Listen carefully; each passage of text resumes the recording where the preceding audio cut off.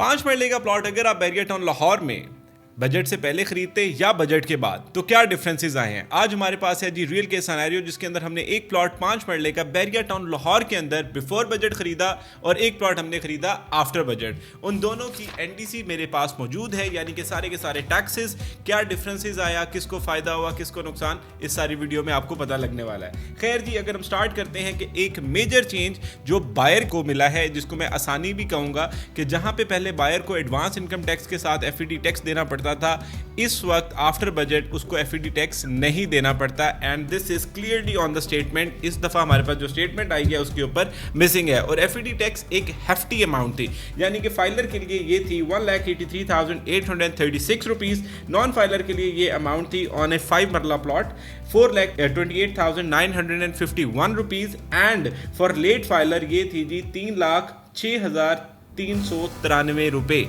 यानी कि 3,06,393 rupees.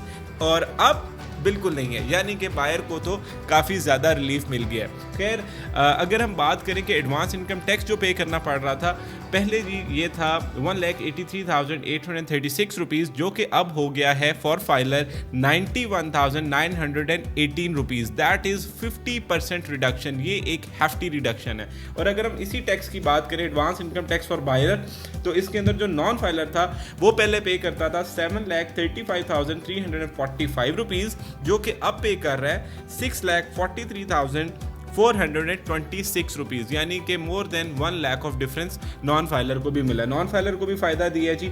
Late filer की अगर हम बात करें तो 3,67,672 रुपीज़ वो पे कर रहा था, आज की डेट में 2,75,554 रुपीज़ वो पे कर रहा है, यानी कि इसको भी कोई 1 लाख प्लस का रिलीफ मिला है। और एफईडी तो अलहदा से रिलीफ मिल ही गया है। तो ओवरऑल अगर हम देखते हैं कि ट्रांसफ़र अगर एक फाइलर बंदा 5 मरले का प्लॉट करा रहा था तो पहले उसको ये ट्रांसफ़र पड़ता था 6,04,492 रुपये में, अब ये उसको पड़ता है जी 3,34,830 रुपीज़, यानी कि डिफरेंस है 2,69,661 रुपीज़। मेरा ख्याल है कि एक इंसान जो अपना प्लॉट बनाना चाह रहा था, पहले वो 50-60 लाख का प्लॉट लेता था, 6 लाख रुपए ट्रांसफ़र दे रहा था, अब वो तकरीबन 50% कम पैसे दे रहा है। तो एक बहुत बड़ा रिलीफ है, जिससे मार्केट के अंदर प्लॉट्स की डिमांड में इजाफा होगा।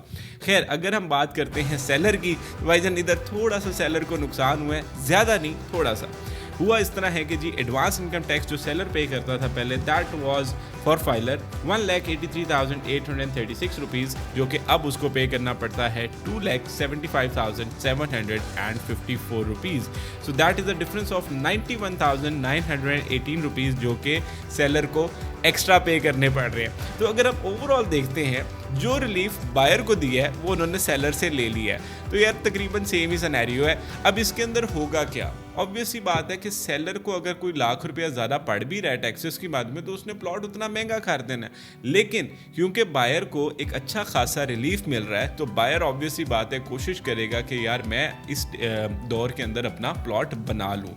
तो ओवरऑल जब डिमांड इंक्रीज़ होगी तो इंशाल्लाह ताला प्राइसेस भी बेहतर हो जाएंगी हर चीज़ की। ओवरऑल भी वैसे भी जब से बजट आया हमारे पास बहुत ज़्यादा इंक्वायरीज आ रही हैं प्लॉट्स की, और एक एफईडी को रिमूव करना, that was I think one of the best decision that government could have taken.